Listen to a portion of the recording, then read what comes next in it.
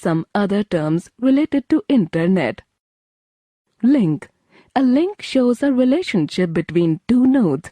Link is the same as hyperlink when related to the Internet. Hyperlink. A hyperlink is an icon, graphic, or text in a document that links to another file or object. The World Wide Web is comprised of hyperlinks linking trillions of pages and files to one another. Hypertext.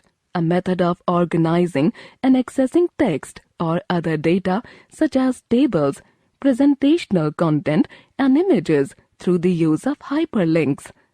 Today, anyone who has been on the Internet is familiar with hypertext, as it is in every link they click or tap on their screen. Bandwidth.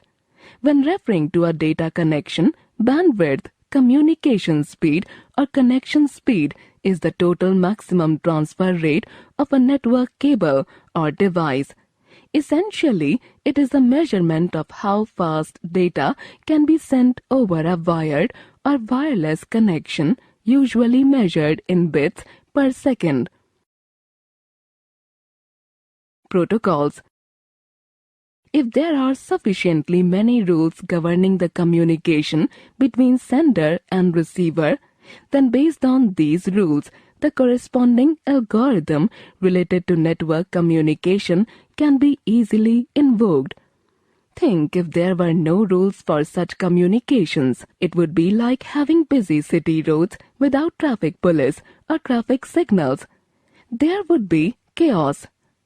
To grow out of such mess, rules were set up by which different forms of communication would take place. These rules are known as protocols. For different operations on the Internet, different protocols are used. Some different protocols in use are HTTP. This is known as Hypertext Transfer Protocol. It is used to view web pages. When accessing any web page, entering http:// in front of the address tells the browser to communicate over HTTP.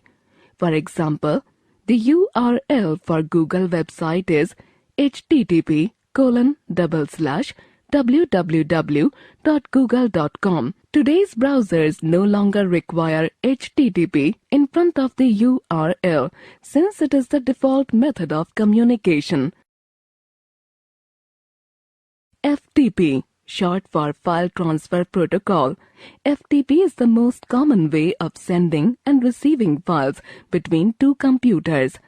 A good example of how FTP is used today is by the web developers, who will connect to their web server using FTP and send updated versions of their web pages to the server. Although many FTP servers require logins, many FTP servers also allow anonymous FTP login, which only requires a username and email with no password. It is also important to realize that FTP is insecure. When your username and password are sent to the server, they are both sent as plain text and could be intercepted and read. TCP or IP, short for Transmission Control Protocol or Internet Protocol. TCP or IP is a set of rules, protocols governing communication among all computers on the Internet. More specifically, TCP or IP dictates how information should be packaged, turned into bundles of information called packets, sent and received, as well as how to get to its destination.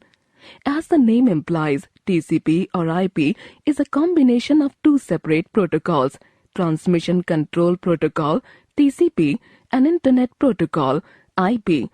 The Internet Protocol standard dictates the paths of packets sent over the networks. It tells packets where to go and how to get there. IP has a method that lets any computer on the Internet forward a packet to another computer, that is one or more intervals closer to packet's recipient. You can think of it like workers in a line passing boulders from a quarry to a mining cart. The Transmission Control Protocol is responsible for ensuring the reliable transmission of data across Internet-connected networks. TCP checks packets for errors and submits requests for retransmissions if any are found. IMAP. The Internet Message Access Protocol is an Internet Standard Protocol to retrieve email messages from a mail server over a TCP or IP connection.